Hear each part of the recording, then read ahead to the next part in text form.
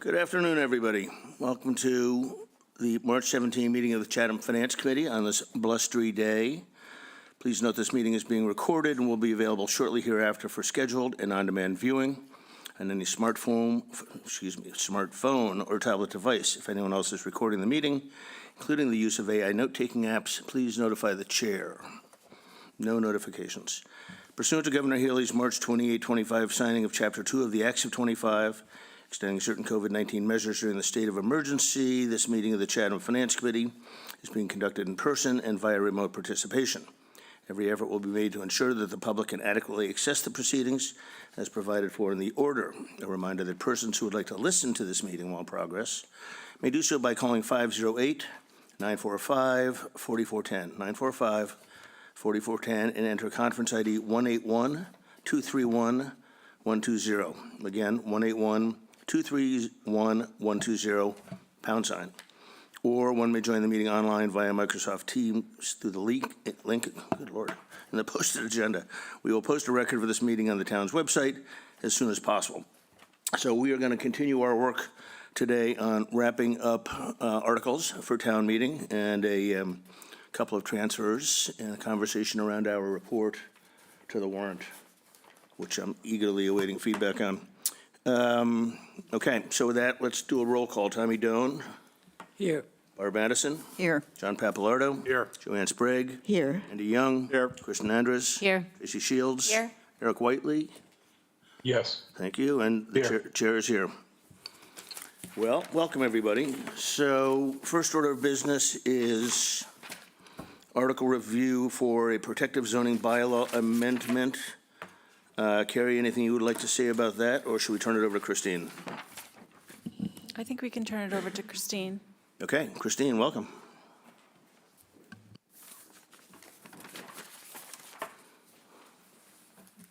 Hello, everyone. My name is Christine O'Grady, and I'm here with the Chair of the Planning Board, Art Sprue.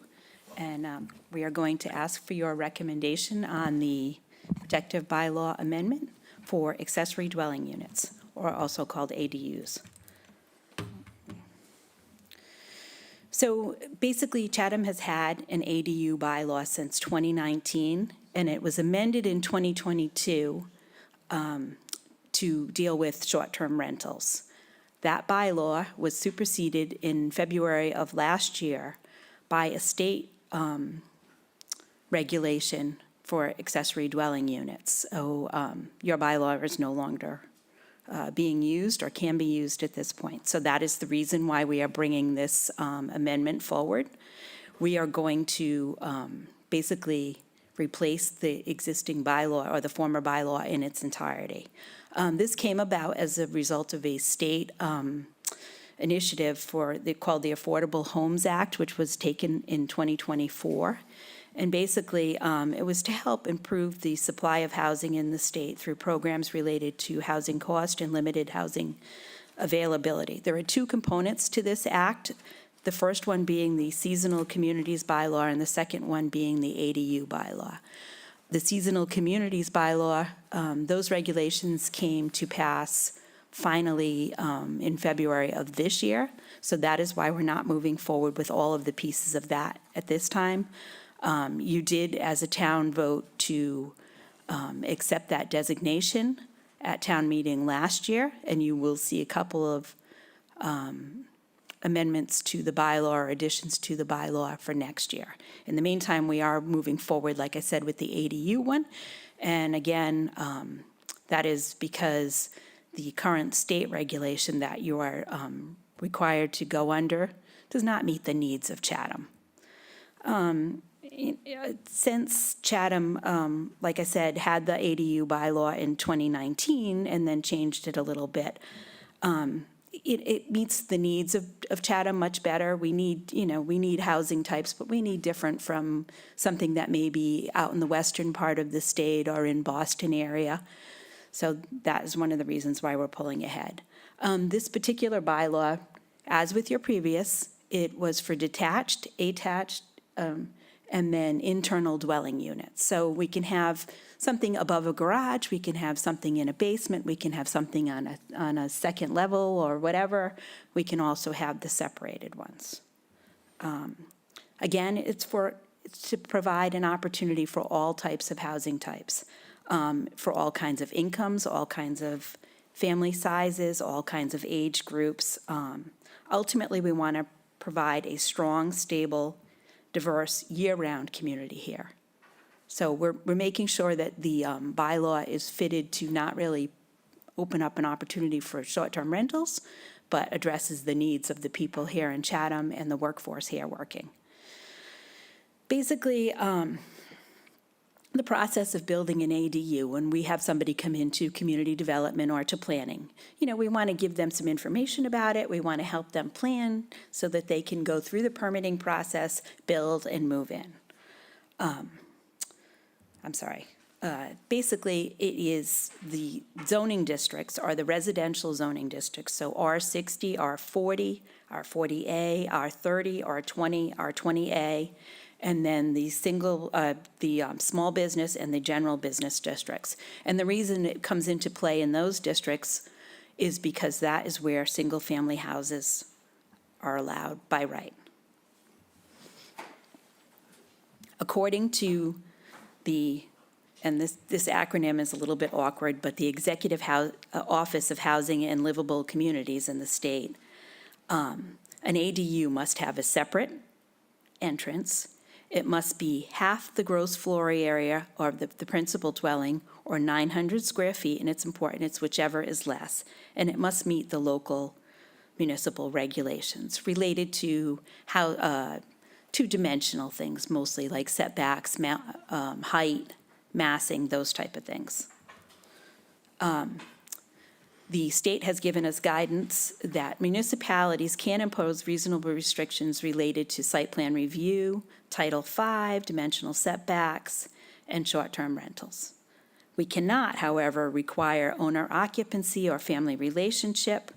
We can't require a special permit approval, require more than one parking space, or any parking spaces if it comes in within a half mile of a bus station.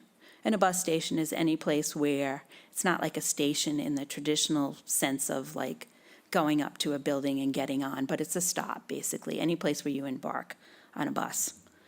So again, these are basically the same things, just a little bit further explained, spread out. The other things that are included here are there are no limits on the number of ADUs that can be built or permitted, constructed, or leased in a single year.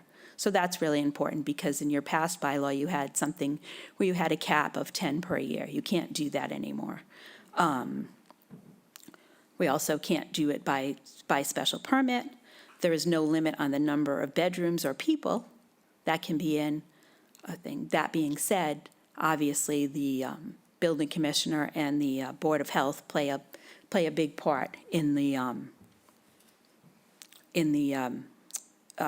limits on those type of occupancy issues. And there are no limits with a minimum lot size. So that's important. If there's already an if there's already a preliminary dwelling on a site, then they can have an ADU. If the site is not big enough for a primary dwelling unit, then they can't necessarily have a ADU because they can't build the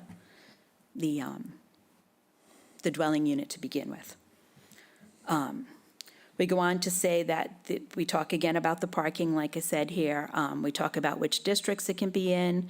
We talk about ownership. And then it's important to note that these ADUs cannot be counted in density calculations for other types of housing things that may come before you. the planning board, when they did their analysis and addition to the ADU bylaw we worked with town council, we worked within community development, with the building commissioner, all of those types of things. The planning board did look at it, and so they did limit one ADU per lot with no additional units. So that is something that they did kind of confirm. They also did not increase that 900 square foot maximum limit thing. And something that came up at the public hearing a couple of weeks ago is not something that we had in the initial bylaw that we were proposing. Basically, what it says is after the short-term rentals thing, which is item 3 of section C of the proposed bylaw in your packet, it talks to, in order to address the town's needs for housing, for year-round housing, and ADUs shall be actively rented and/or leased on a year-round basis until such time as the ADU no longer meets the definition of an accessory dwelling unit as defined in section 2 of the protective bylaw. A 1-year waiver may be granted for ADUs that are unable to be rented due to the need for repairs or unforeseen circumstances. Basically, we added this in because the building commissioner and a couple of other people like me had sat in on something with that Housing and Livable Communities group last week, and what we found out was basically places like Eastham and a couple of other communities have had that wording approved by the Attorney General's office at the state. So that's why we felt it was important, because the short-term rental thing is a big concern of the planning board in particular. So that's why that language was added at the last minute. And then the planning board also kept in that the ZBA does have discretion to allow dimensional relief for ADUs where appropriate. So they will be reviewing as needed. In addition to coming before you today, we are going before the select board tonight, and then we hope to have a recommendation by you in advance of the our annual town meeting. I should also point out to you that at the time when your agenda was being prepared, we had received some guidance from town council that this particular protective bylaw will require a simple majority and not a 2/3 vote. And the reason this comes about is because of it was part of a housing choice initiative initiated by the Governor Baker and his administration. So again, it is a simple majority, and it says that on the warrant article that you have in your packet, but your agenda had said 2/3, which is typically what is required for normal zoning changes. Okay. I don't know if you Art, have any anything you'd other like to add? questions for Art or I, but. Art, anything you'd like to add? Well, one of the things I'd like to make everybody aware of, this actually applies to all the ADU law applies to all 351 cities and towns in Massachusetts. The seasonal communities is a separate piece, and it only applies to communities who are offered and actually vote on that. And then the steps that you go through about what bylaws we would want to adopt as part of seasonal communities would be a completely separate issue that we'll need to bring forward to, Finance Committee, Select Board, and the town for a vote. That'll probably be next year, but this is the first one that came out of the chute that we thought was the most important that we had to deal with. Terrific, thank you. Questions for either? Barbara? Thank you, Mr. Chair. How many ADUs do we have in town right now? Do we know?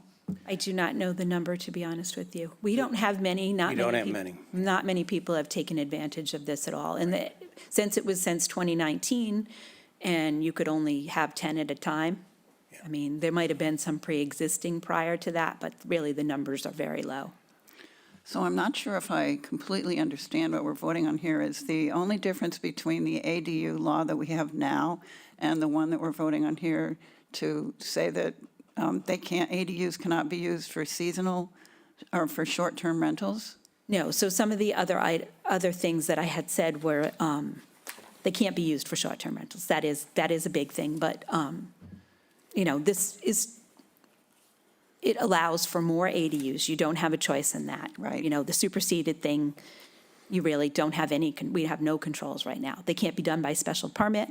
They have to be as of right. So that's another thing that is changed. We kept the size, the same as, so you had 900 square Yeah. feet before, you have 900 now. The state happened to go with that same number, so that was very convenient. I think, to just make sure I didn't miss. We had specific criteria that says you can't contain more than 2 bedrooms or 2 people per bedroom. So we had criteria in there that is, again, was Okay. not allowed in the new one. We required 1 off-street parking, period. It didn't matter whether you were close to a bus facility or train facility. We actually had much more onerous criteria associated with anyone who stays there. They had to have a lease for a 12-month period of time. You had to occupy it 10 months out of those 12. That criteria is all out based on the state law. We had no minimum acreage required. We had different setbacks and criteria that now have to fall within the criteria of the state law, which essentially says that I think it's either going to be a 10-foot offset or a 15-foot offset, depending upon the lot size. Okay. And that, again, could be a waivable item that the ZBA could deal with on a lot-by-lot basis. But if a lot is, and we had special permit for a while, I think, in the original bylaw, and I think we changed that in 2022. But now all ADUs are allowed as of right. Now, if you go into the GB or the SB districts, and the only way you get a single-family residential in there is you have to have that first approved by the ZBA. We've had a couple of those that have come before the town. If it's approved as a single-family residential home, then that property can have an ADU as a right. They don't have to go for a special permit for it. But obviously, the lot and the owner of that have to get approved for a single-family home before they do that. So there's a lot more relief than what we had in our original bylaw. We were at a point, I was on the board when we first debated this back in 2019. We weren't quite sure what was going to happen with all this. We were really cautious. We got a lot of feedback from the public, whether we want to do this, don't want to do this. So we were one of the early adopters of an ADU. The concerns by the public weren't needed. We didn't have everybody rushing to do this. So I think that at least that part of the issue is aside for us as a town and as a community.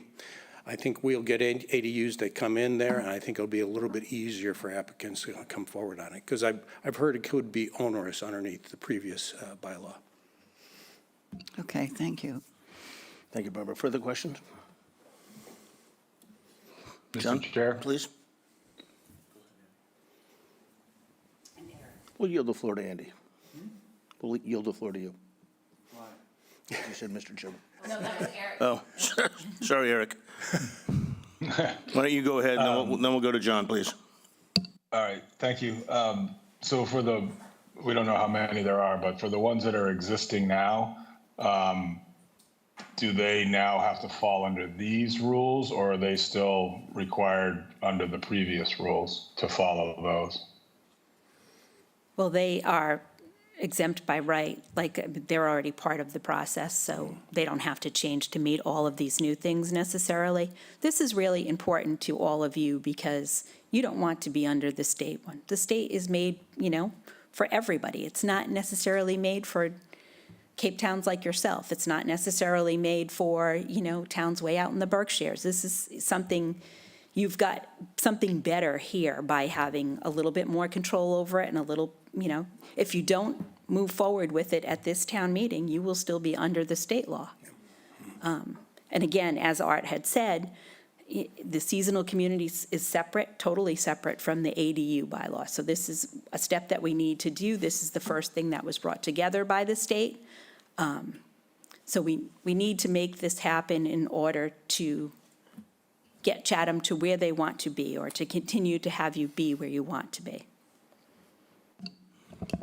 Eric? So, you good? Yep. yeah, so I think that makes sense. And I guess part of what I think I understood Art to say was that the previous rules we were living under are a little more onerous, the occupancy and need to be there so many months. All that goes away, even though they were maybe approved under that previous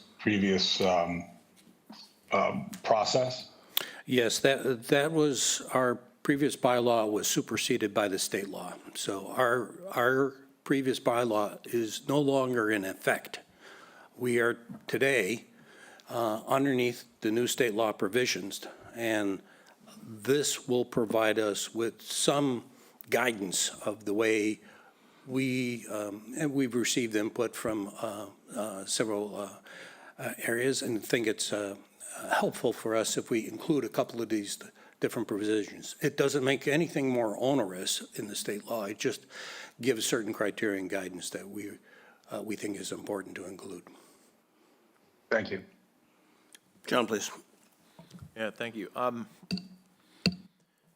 have two items. One, I'm interested in the durability of the ADU once property changes hands, and wondering how the intention is enforced so that an ADU is still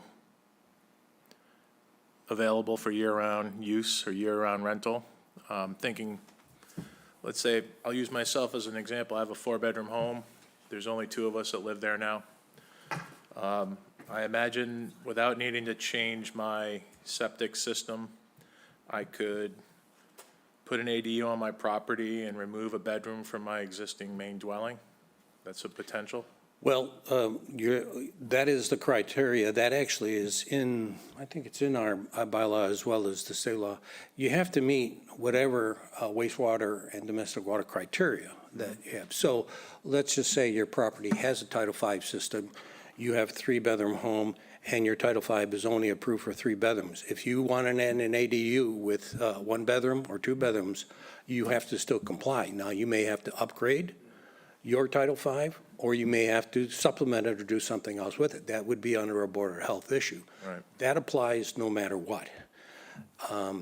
So once you get into the point of actually transferring your ownership in that, again, we as a planning board, we try to stay away from that. We really have no control over whether it's rented, like when a complex comes before us as planning board, we can't tell a property owner or developer that you can rent it or condo or whatever.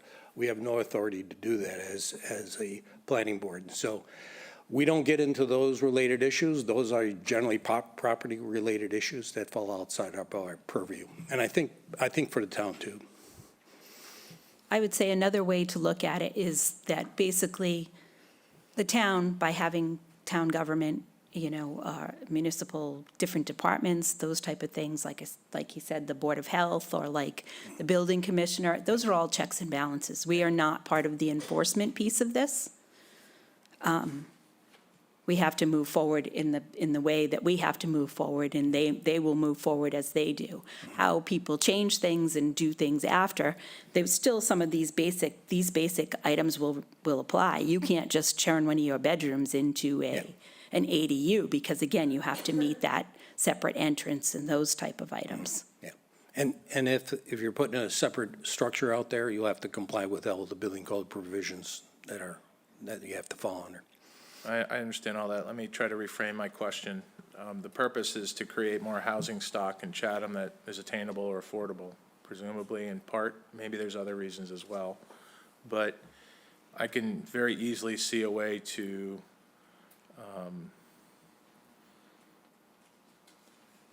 do that and comply with all the regulations that we know of right now. And down the road, those ADUs can turn into short-term rentals. Well, it's interesting you say that.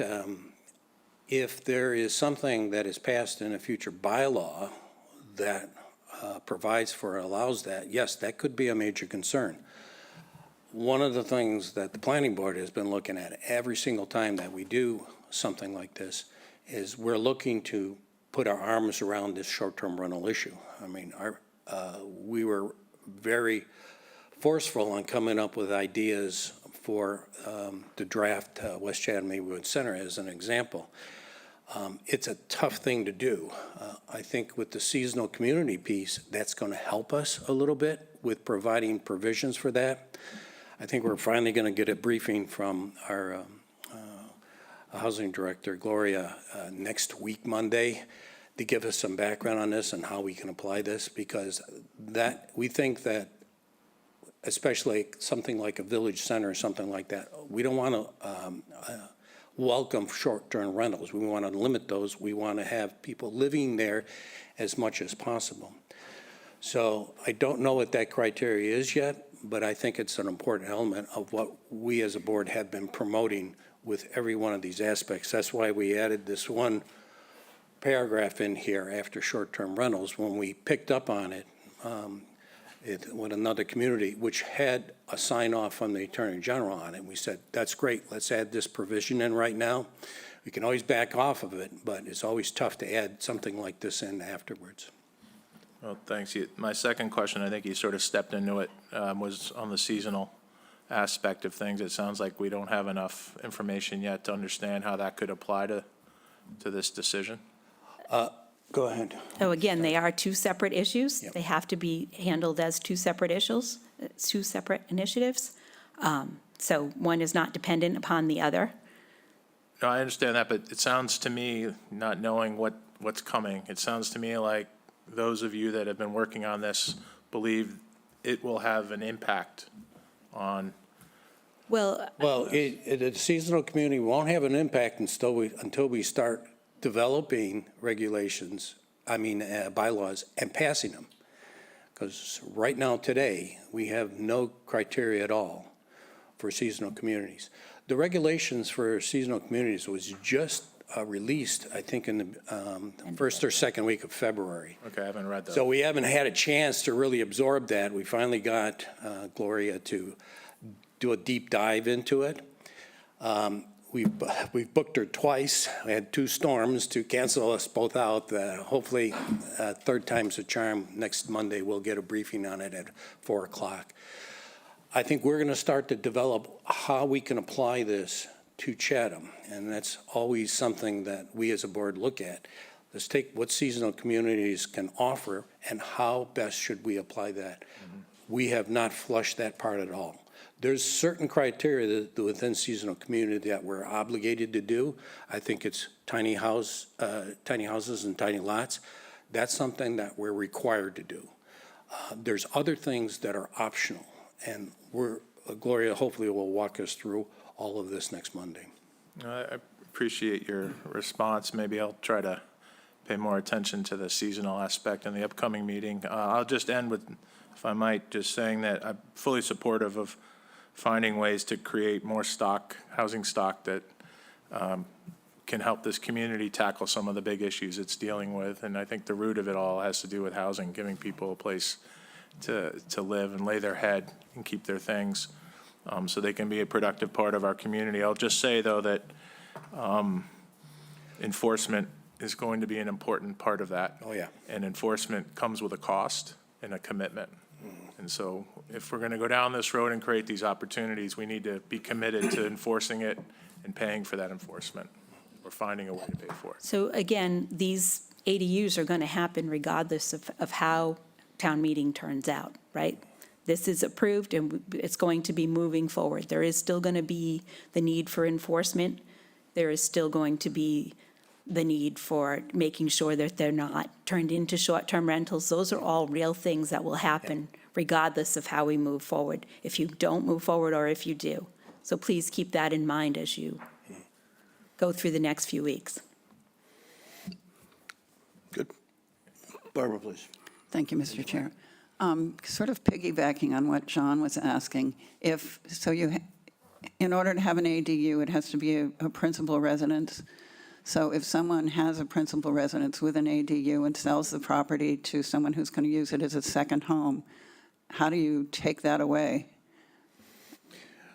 The ADU. You're not taking that away. They still have that ADU on that property, and So a second homeowner, and if they purchased a property, Right, they they certainly they no could- longer have to, you don't have to, They it doesn't could have to be vacate a it if they principal. wanted to. I'm sure that there's a process that they'll have to go through on that, but, because we had criteria of having an inspection done previously on a, I can't remember if it's an annual basis or not.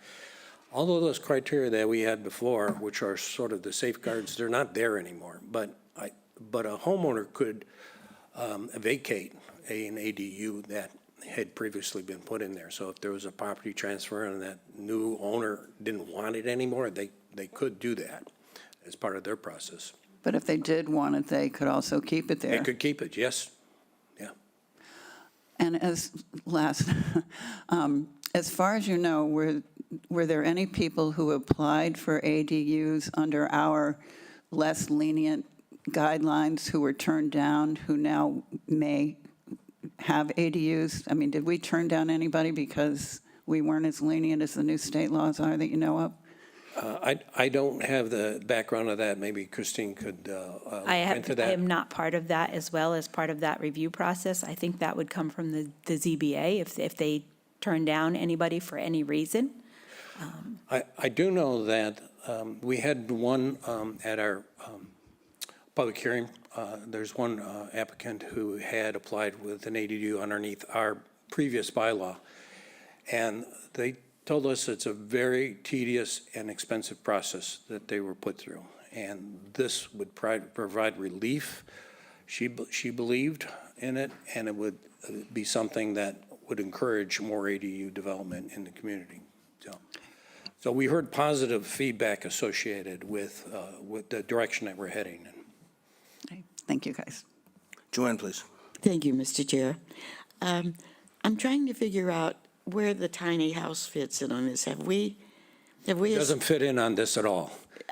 do we have the zoning laws or planning board laws for No. tiny houses yet? Nothing. The earliest that I can see that all happening is going to be May of 2027, because we haven't even put it in our agenda. We just got the regulations a couple of weeks ago Okay, from the state, and so we're just trying to absorb what that criteria is. We'll get that briefing next Monday. But I do know from reading the law, it says, and the regulation, that is one of, I think, a couple of items that is a requirement that we have to move forward on. yeah. The others are optional. I'll learn more about this after Monday. Okay. And I do my deep dive with Gloria on it. Yeah, I think that's interesting. Thank you. Tracy, please. Thank you, Mr. Chair. I think my understanding is we have, right now, it's wide open with the state bylaws. So the only thing we're voting on today is to fine tune it just a little bit. So it's not like, if anything, this is, I think, moving in the direction that most people would want, moving back in the direction that town meeting approved, right? I think you're right. And we attempted on our first go-around on this to include language from our previous bylaw that dealt with the rental part of it, that it was leased for 12 continuous consecutive months and you had to occupy it for 10. That was kicked out almost immediately, since we are not allowed to do that. So we tested a few different things, but this is essentially where we ended up with, which is what we've been advised we'll get through, not just if we pass it town meeting, but it'll get through Attorney General's office, because they have to review everything after we pass it as a town. Okay, further questions? I've got a couple. At the risk of getting into the weeds a little bit, there was a point presented that an ADU must present a separate entrance. How does that do it if it is an internal, I think, Christine, was your characterization, internal unit? You have to have a separate entrance through the, You could have a If it's on hallway. the third floor, you have to have You a have to- you're right. staircase going outside. You have to have a closed hallway door. that was separated from the house and completely isolated so that, but it could be a combined entranceway. Yep. Separate doorway for here. Okay. Separate doorway, and even if it has the stair going up, separate doorway. Okay, that's And helpful, in thank you. speaking to the building commissioner, firewalls and those type of things come into play in that particular area. Yep, okay. I think to piggyback on what John said, everybody's piggybacking on John today, but my question was, how do we police the short-term rental use? But I think you've addressed that. Maybe a little tenuous, it sounds like. Right.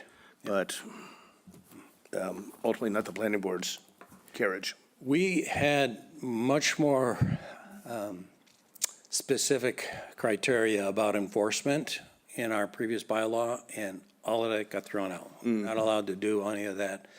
So this is going to be a challenge, of course. We'll see how this is all going to work out. We always, as a board, are nervous about this 31-day short-term rental. It can't be anything less than that. So I'm not sure how that all plays out on this, once this goes into effect, whether we want it to or not. Right. It's in effect. Yeah, understood. Okay, last question was, there was a reference to planning board language, quote, until the unit shall no longer qualify as an ADU. Is some of your new language. What would cause an ADU to no longer qualify as an ADU? If the definition changes at the state level or something like that, and we're forced to change the definition. Right now, the definitions that are in the article before you, those come from the state guidance, the state models.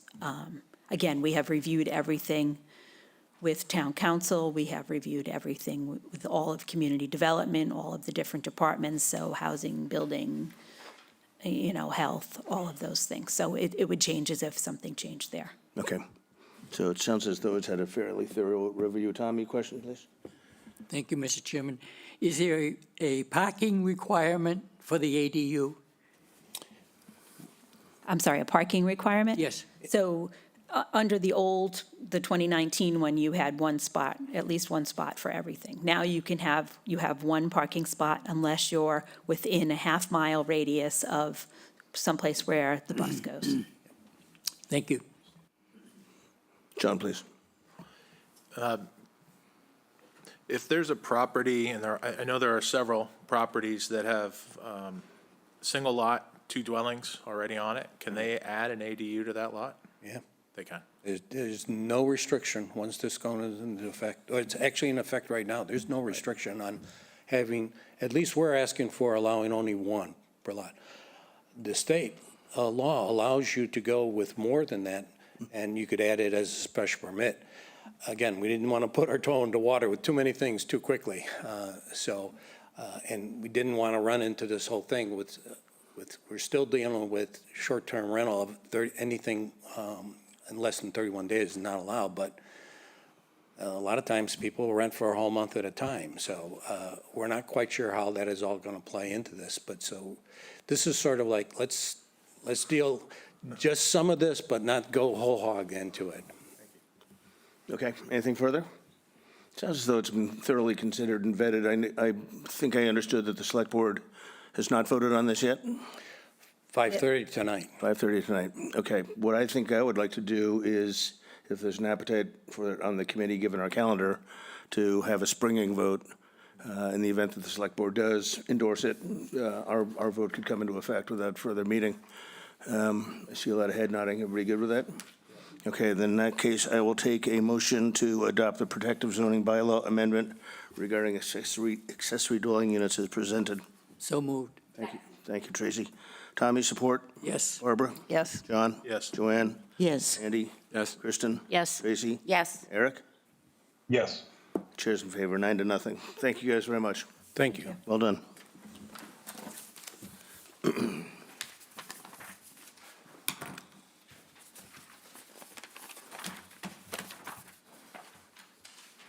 All right, I go on now, I believe, to a petition article submitted by petitioner Christopher Paul Richard Ray,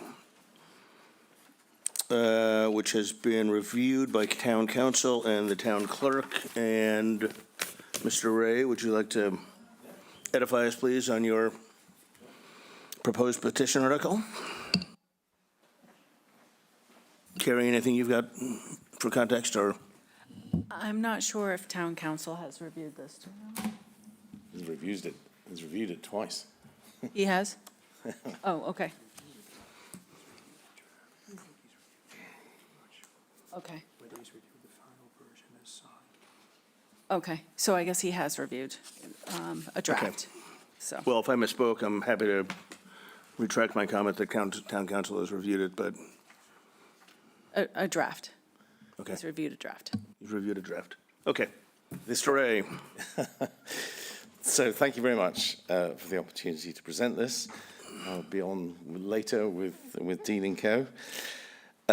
This, I hope, is uncontentious for you guys because it's simply a request that when there are these things that don't have to go through town meeting, that they get at least some kind of treatment that explains why we're doing them. And I know full well that this is the view of this committee in relation to this issue. It's the ideas themselves are borrowed from, as I said in the note, it went out from the Office of Management and Budget at the federal level, which is to say what a regulatory analysis is. And broadly speaking, it's three things. It's an analysis of the need, it's an establishment of the options, and it's an evaluation of the options against the need. So it's pretty straightforward, really, and I should imagine I've deliberately not tried to tie myself or yourselves to any more complex legislation. It's simply a framework which could be lightweight for a small initiative, could be heavyweight for a big initiative, whatever. But it just seems to me like good practice, and ironically, it's what you're actually engaged in relation to the RTE, which I think is great, and I'm delighted that you've taken that up voluntarily. I'm hoping this will make it a little bit more formal. So I'm happy to take questions. all right. Thank you, Chris. Questions for Mr. Ray? Oops. Thank you, Chris. Questions for Mr. Ray? None? I note that the chair of the select board's in the room. Dean, is there anything you would like to offer in respect of this petition for consideration? No need to, but Do I need to vacate the podium or? not quite yet. But soon. And on this tonight, anyway, it's coming before us. So I can't speak for the select board. I can tell you that I personally oppose this, not because of its intentions, but I believe there is a serious, legitimate legal question as to whether it constitutes an impermissible encroachment on the authority of the select board under the charter and under state law. Because in the case of what Mr. Ray is calling a local option, I'm not sure that's the correct term. I think town council disputes that term, but let's take, for example, the RTE statute. And I think I can speak with some credibility on this because I am the only select board member who has consistently opposed the residential tax exemption. But in fairness, you have a state law that says to a select board, you can adopt a residential tax exemption. There's no qualification, there's no condition. It says you can do it. You don't have to go to town meeting. We have a charter that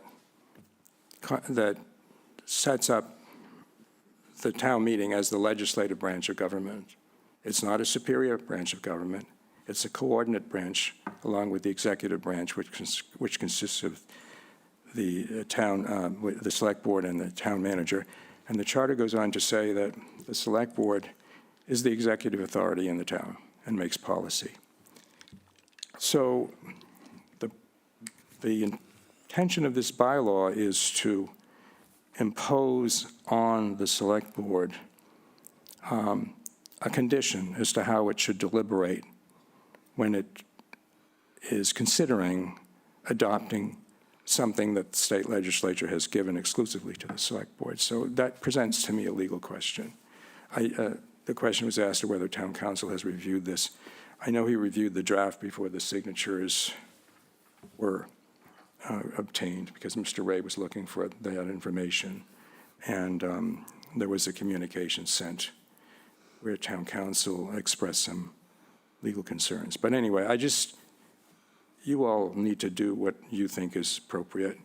But in response to your invitation, I wasn't sure whether I was going to say anything. I really wanted to hear the conversation because I think that's important for me for tonight's meeting. And I can't speak for how the other select board members feel about it. But I respect what Mr. Ray is attempting to do. But I just think it does, in my mind, present some sort of concern on the legal side. Very good. Thank you, Dean. Andy, please. I think I'll be satisfied with the State Attorney General's review of this. I think I will be satisfied with the State Attorney General's review of this after it passes town meeting. I mean, isn't that correct? These things, if they're passed by town meeting, they have to be reviewed by and approved by the State Attorney General? They're all sent to they're all. Right, for all conformity with whatever the state regulations and laws are. Yes. Right, which would definitively answer the question that you're raising. Unless a future select board, and let's be very clear, there are two types of local options. Most of them go to town meeting. Most local options statutes, as you know, Andy, from your experience, a small number of them vest that authority in the select board. A future select board could say, like the President of the United States says, and a series of presidents have said, we don't believe the War Powers Act is constitutional. We're going to ignore it. A future select board could ignore it, and the matter could be litigated. Or a future select board could seek an injunction against it if they felt strongly enough about it. But you're right. It goes to the Attorney General. We had a bylaw that was sent to the Attorney General this past year on the airport, and the Attorney General rejected it.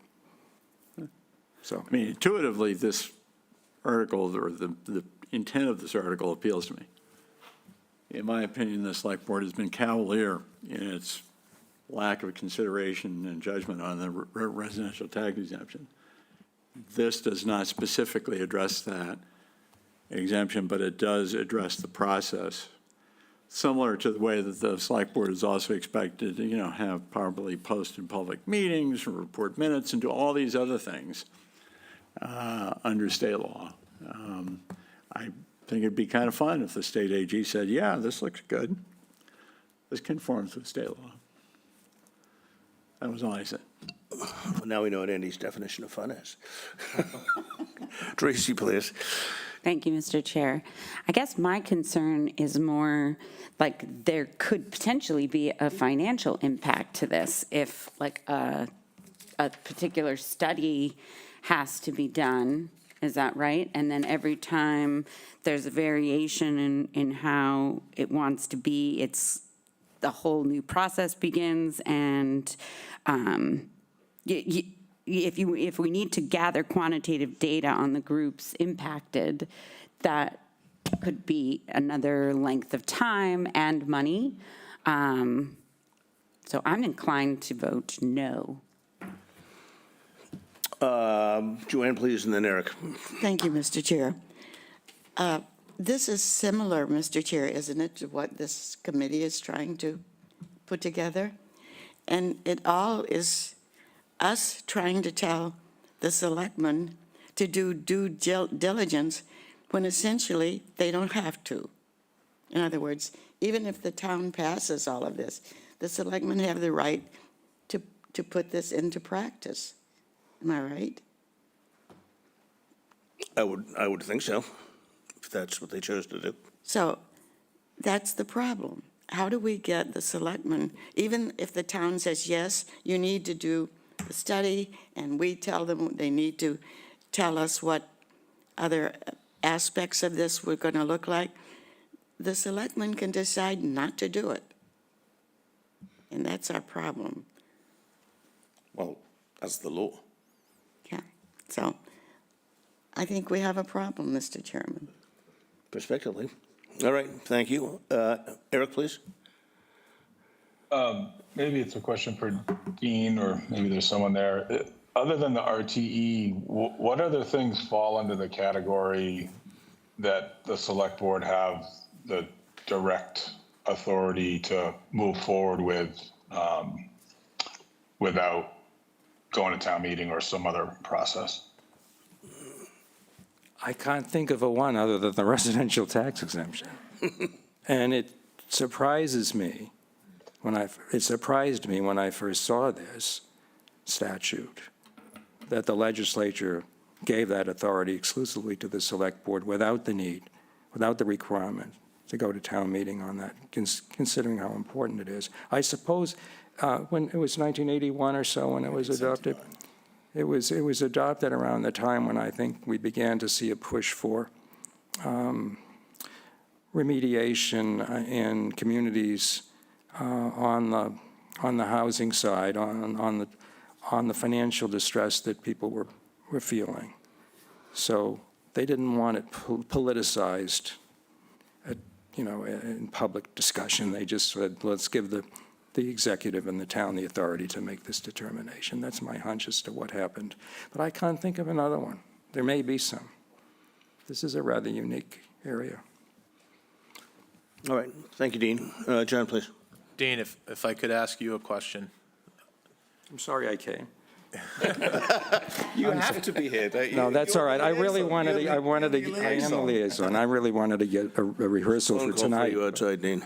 Wanted to hear what the discussion was. Go ahead, John, please. Your angst on the article, is Yeah. it the entire article, or is it the second part of the article that says that the analysis shall be presented to the Finance Committee at least one meeting prior to a vote of the Select Board for implementation? Is it that requirement in the process that gives you angst, or is it the entire idea? I think it's the entire idea, because basically town meeting is saying, or the bylaw would be saying to the select board, this is how we want you to deliberate. And I find that problematic, just philosophically problematic in general. Okay. So it is that. Okay, thanks. All right, other comments or questions? Well, not surprisingly, I have a couple. I'm sympathetic to Tracy's point. I'm sympathetic to Mr. Ray's motion. I, too, first sprang to what would this practically mean for the Finance Committee, for its workload, for getting projects done or moved forward, which is to say, what's the cohort that something like this might be applicable to? And I respect the Select Board Chair and his perspective that not a lot of things. But I would worry to some degree that we would kind of become a roadblock or a brake on things that the town might otherwise be doing. At the same time, I have taken, as chair of this committee, what I think is an intellectually rigorous view of our responsibilities and obligations, both under town bylaws and charter and also under state law, which essentially says, as we iterate in every one of our versions of the Town of Chatham annual report, that we have essentially the opportunity, even obligation under state law to investigate, explore, whatever, report on anything we wish to do. And I'm sure to the annoyance of some, that's the kind of approach we've taken. So I can kind of see both sides of it. I think I'm inclined to go to Andy's view, which is I would be curious about kind of a higher legal authority. I totally understand what Dean's saying, and I would get that. But I just don't know enough about how the law would respond to something like this to take a definitive stand. So I would welcome further guidance, I think, from my perspective. So, Joanne, please. I think from where I sit here, we're trying to explain to the selectmen what would have to happen, what would have to be studied, both we and the petitioner, before they make this suggestion. So I think it can't hurt to have this on the warrant, to give the people a chance, for this petitioner to give the people a chance to vote on what they think is important, and as well as we come up with our article of what we think should happen. I find I would vote for both of those and see what the townspeople say to us, because we can't hurt anything by this. And it still remains that, as it stands now, it's been looked at by the town legal officer, that they have every right to go ahead and make this decision. And all the more protest we can put out there, or questions or suggestions, I think to me are the better. So I'm going to vote for this one and ours. All right, terrific, thank you. Other comments or questions? Tracy, please. I guess my concern is that what can hurt about passage of this, and then it's adopted, and it gets through with the AG, and it's considered legal, is that down the road, there could be more of these rare items that fall into this category. And say there are some that are, make a lot of sense, and that's why that everyone sort of wants to adopt as quickly as possible because of whatever is happening with the current events. We would then need to go through this process and spend money and town employees' time to adhere to it. So I think it limits the flexibility of, clearly the flexibility of the select board to respond to things that are collectively viewed as important enough to warrant an executive decision as opposed to a legislative decision. Thank you. Kristen, please, then Andy. I am sort of torn on this, but I appreciate what Tracy's saying, and I think I'm leaning towards that, and also to what Mr. Nicastro has said. It seems to me this is more of a political issue, to Joanne's point. I think the Finance Committee has been trying to get the attention of the Select Board for many years to take into account more of our opinions and concerns about certain issues. But I also don't want to see more, I don't know if it's bureaucracy or more, kind of hand tying and requiring, because we all know that is the bottleneck of government. Every time you've got to do an extra study or have some review or, this seems to me to be a culmination of the fact that the Select Board and the Finance Committee maybe needs a better relationship, more communication, and I think we always have the option of the ballot box. Barbara or Andy, did you want to go? No. Okay, Barbara, please. Thank you, Mr. Chair. Well, with respect to what Kristen has said, I think giving the ballot box to town meeting, the legislative body, if they don't like something that the executive committee is doing, is the right thing to do. So I'm inclined to vote for this. John, please. Putting Eric Whiteley's question aside, I mean, I'm not aware, and Dean couldn't rapidly come up with additional powers that rest solely with the Select Board, at least none that rise to this level. And reviewing the language once again on what's being asked for or suggested here. I would think that any executive body would want the presentation of this information to make these types of decisions. With respect to the RTE decision, and thinking about Tracy's concern, spending money, which is certainly in our wheelhouse, right? That's in our domain. I can't think of an issue that we shouldn't spend money on more than figuring out taxation on our community. We spend a lot of money on a lot of studies, but I think we should truly understand what a change like the RTE would mean to each pocket of our community. So I'm inclined to support it. I understand it may get shot down ultimately, but I'm going to vote yes. All right, thank you. Others? I guess the only thing I would just point out for context, for those who may be watching or listening, is to the extent that we flex our muscles beyond our statements and shout-outs and whatnot in the report to the warrant, this is, I think, arguably the second time in 5 years we did it with respect to housing, in, I think, January of 2020, maybe 21. But this is the first time that we really have staked out ground and said, we're not happy with the way this process has gone, and we're going to make some noise about it. So, just for context.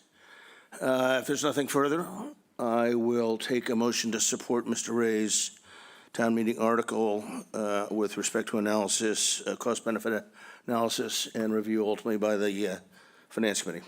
So moved. Thank you, Tommy. Second. Support from Andy? Second. Okay. Tommy, support? Yes. Barb? Yes. John? Yes. Joanne? Yes. Andy? Yes. Kristen? No. Tracy? No. Eric? Yes. Chair's in favor, 7-2. Thank you, Mr. Ray. Thank you very much.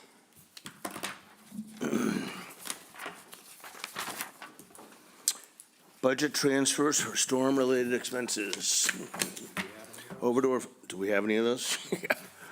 Over to our financial director. Although I do want to say before we start, I really want to tip my hat, and I think I may have done this a week or two ago, to our town employees who I think did such an amazing job and continue to do such an amazing job in mending this community after the storm.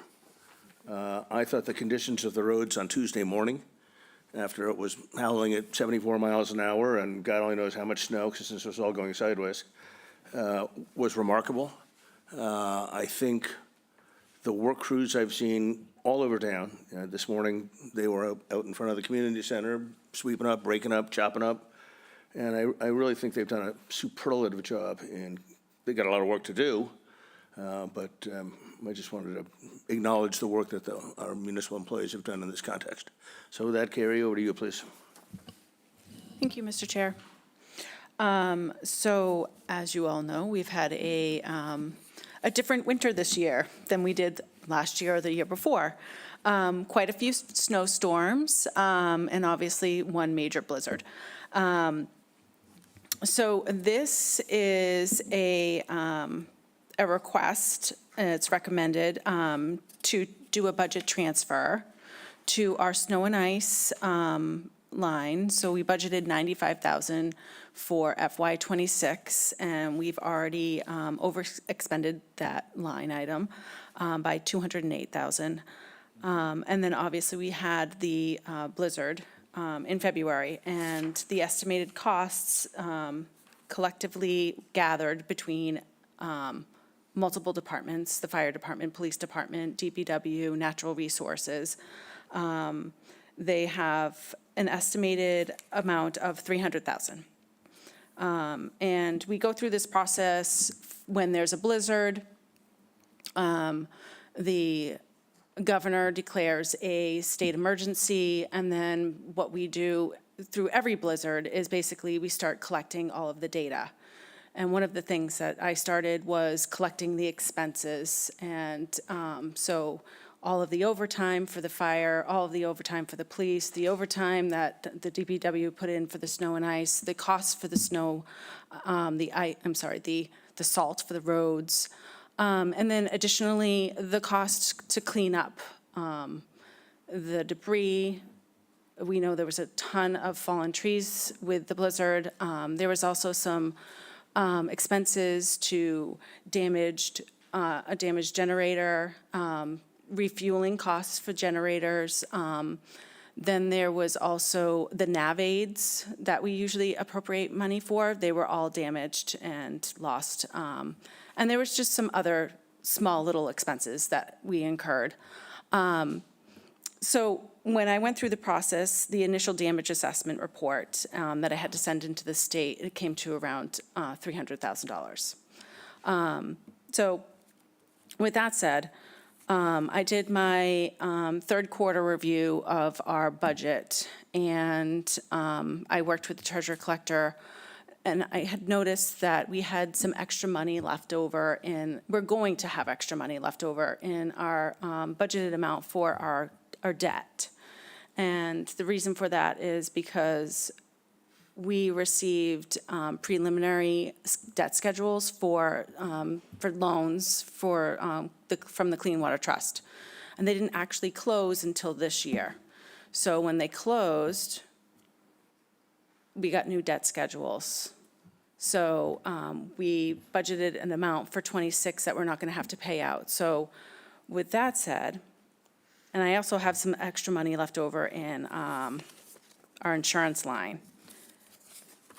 So I'd like to transfer the money that we've already budgeted and appropriated to be used to cover the costs for the snow and ice budget instead of raising and appropriating that, because that would increase our taxes for next year. We already have the money, we want to use it for this cost. And then cover the costs for the blizzard. So that way, if we do receive money from FEMA, we won't get the money it could be a year or two by the time we get the money. So I'd rather cover the costs now with the funds that we already have instead of not. Thank you, Carrie. Just for the sake of clarity, could you please, when you're referring to debt, Yes. your memo says debt service. I'm assuming that's what you're referring to. It's interest and not principal and interest? Principal and interest, yep, there was. It is P&I? Yep. Okay. Okay. All right, questions for Carrie? This is going to be enough. Is it going to be enough? I hope it is going to be enough.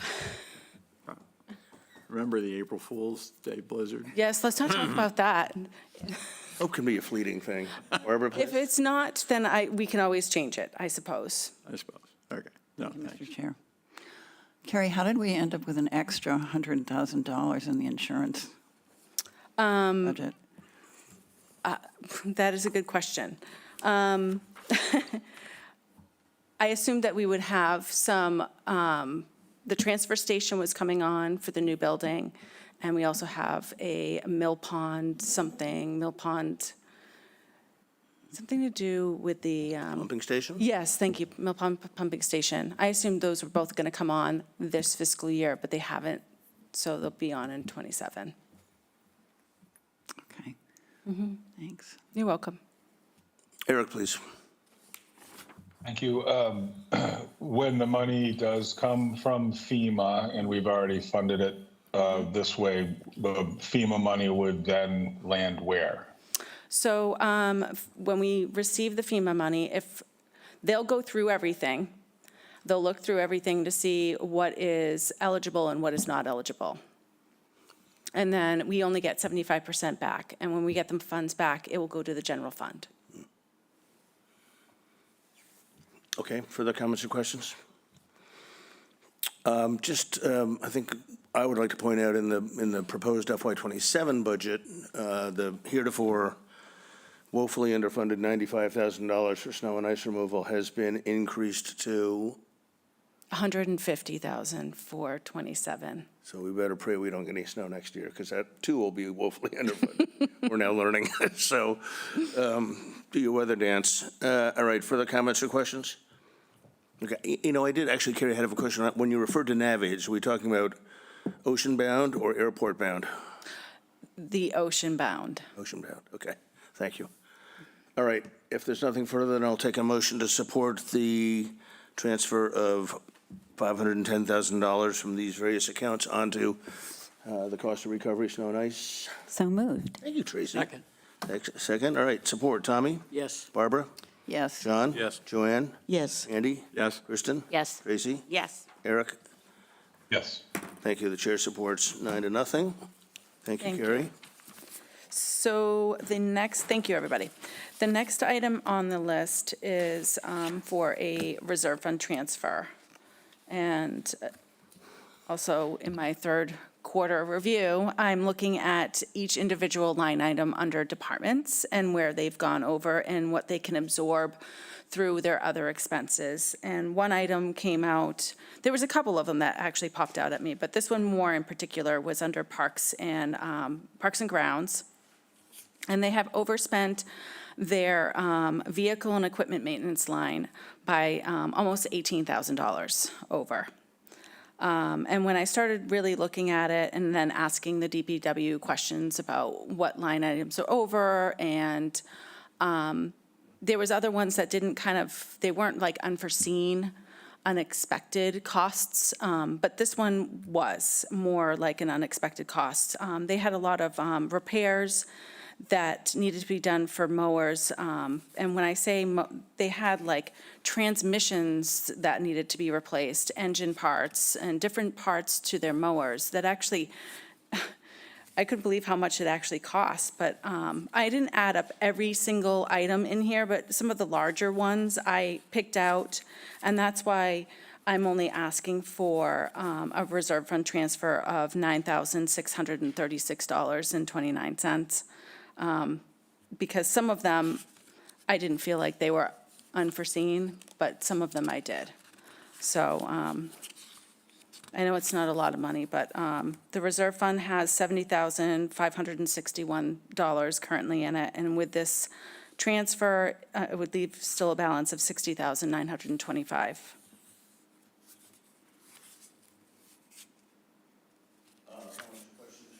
Comments or questions for Carrie, please? Andy, please. Even after the transfer, this is still going to be underwater? Yes, but they still have enough money in some of their other line items that they should be able to absorb some of these other costs. These were just the unforeseen ones. Like I said,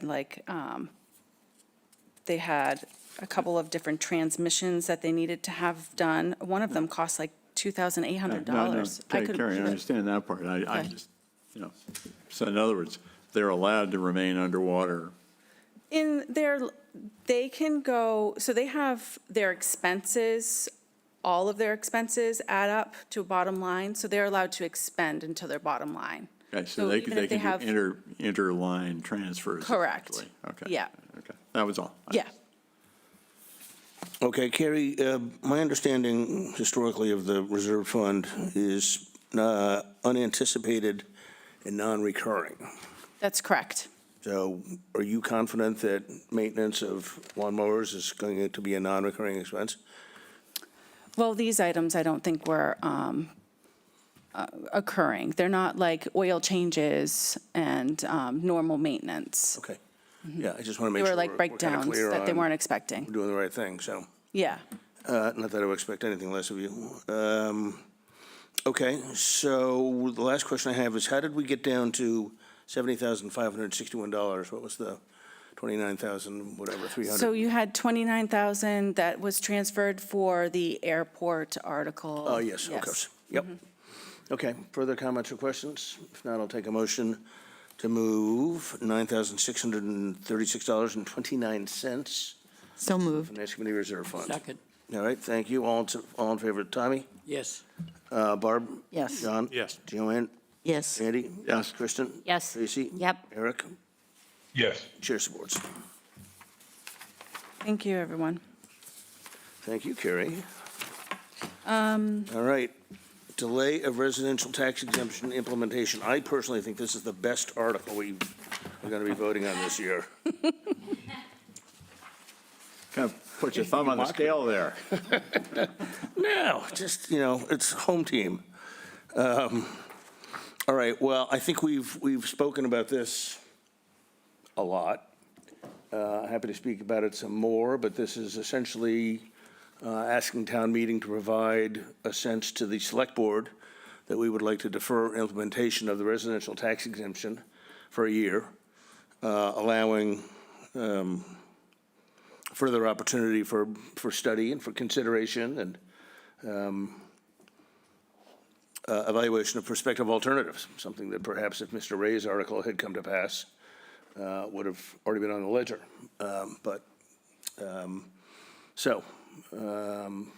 Comments, questions, observations?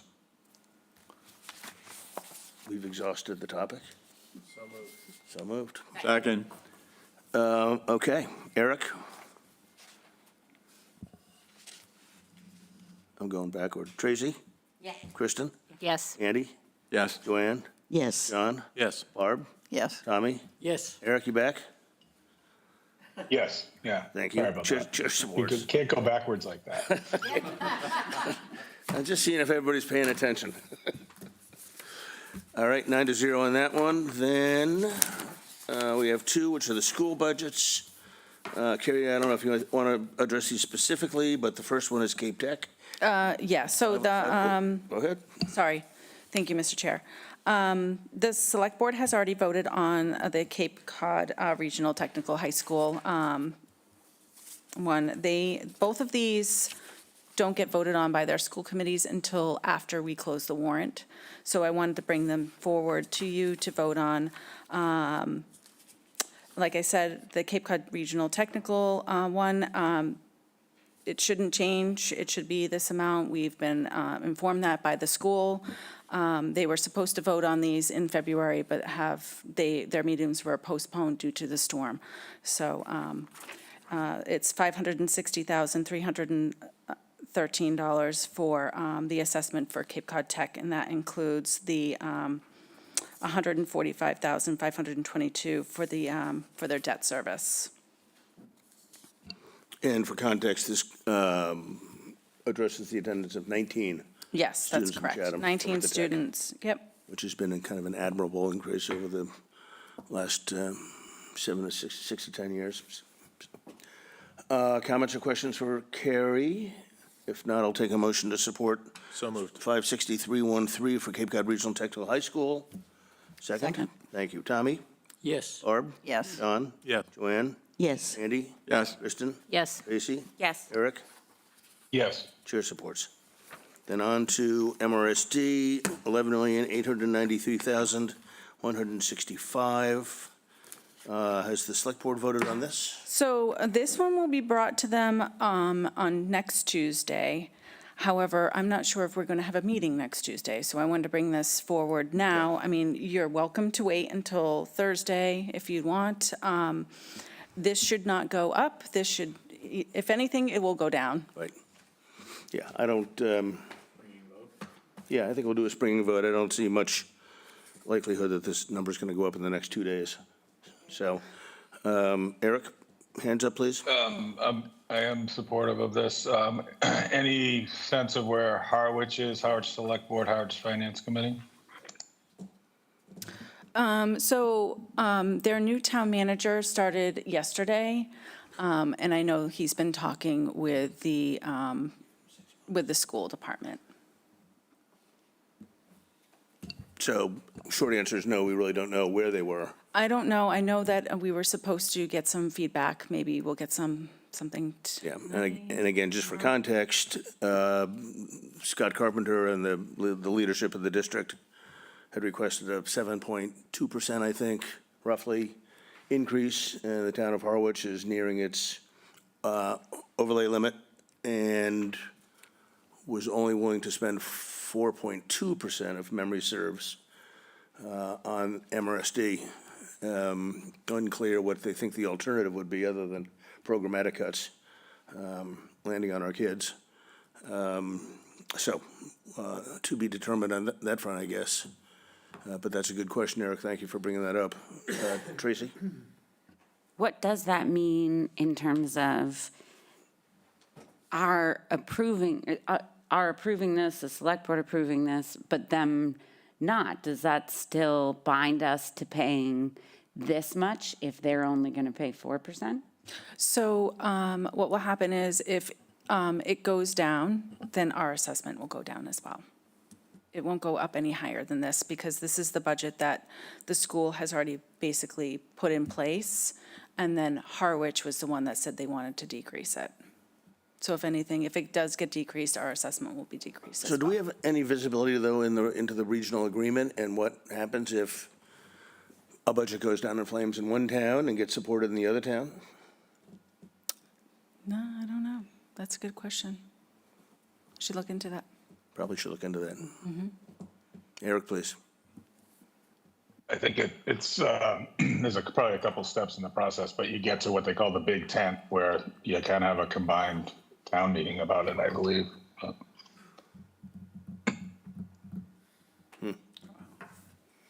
All right, well, I guess time will tell on that. In the meantime, why don't we do a springing vote, both relative to our select board's action, but perhaps more importantly, the action to be taken by Harwich and what the implications of that might be on a going forward basis. Does that make sense to everybody or anybody? Okay, a lot of nodding.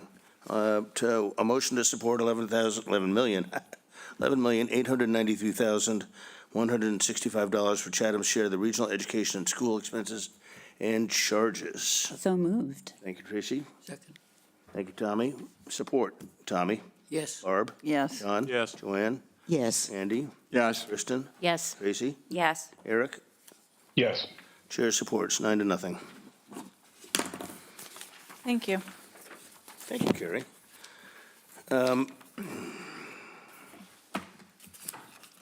So just looking at the scorecard to try to get a sense of where we are. Did I send you I sent you guys a new one last week, right? An updated one? Okay. Yeah, this is Kathy's from, well, it says May 12th, but I'm assuming that must be March 12th. Yeah. So that's 2 days Must be after March. town meeting. Yeah. Okay. There's a hold article. Which one? What What the page? scorecard, it looks like it's, what is it, 54, third page. We haven't heard anything further on that, have we?